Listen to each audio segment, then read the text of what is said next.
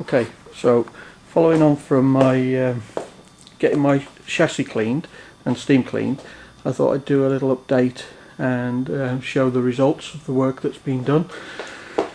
So first of all, get down here and see the outriggers here.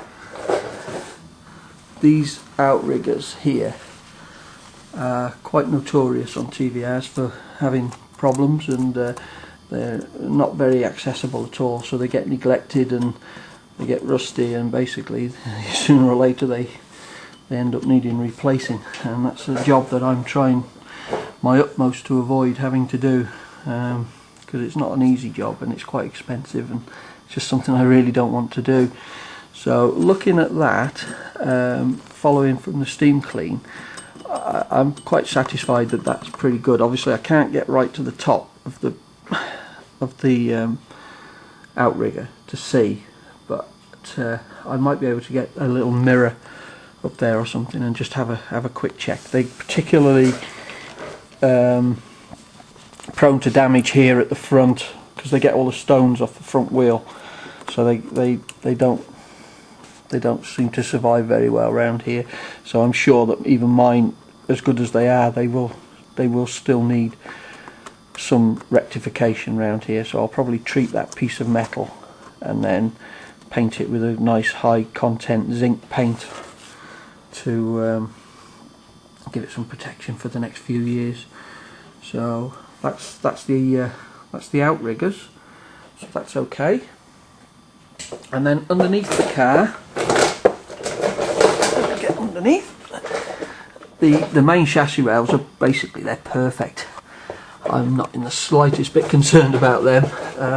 The worst thing that's happened is that the lacquer that the previous owner, when he painted the chassis, has started to peel off, but the paint, you can see it there in particular, it's quite bad there, but I'm sure the stiff brush will rub that off. It's gone quite crispy. So, but the paint underneath the lacquer is absolutely perfect.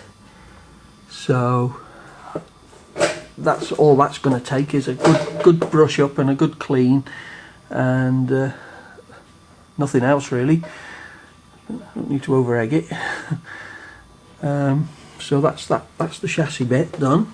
All nice and clean for me to work on anyway, which I'm happy about, because nothing worse than working on a car that's covered in wax. You get dirty before you even start. So the plan now is to tackle each corner individually. So I'm gonna strip each corner down one at a time. I'm not going to do them all together, and then replace these bushes here in the suspension. I've got some Proflex bushes which replace the rubber bushes in there. So there's one there and one there, and there's some in the hub at the front, and then I'm going to clean all the suspension units up and the wishbones and reassemble them, put them all back together with new bushes in, and that's it. And then the big job that I'm not really looking forward to, the diff, as I mentioned once again, has got to come out. And as you can see, these output flanges on the diff are wider than the chassis rail here and here. So that means the diff won't just drop down.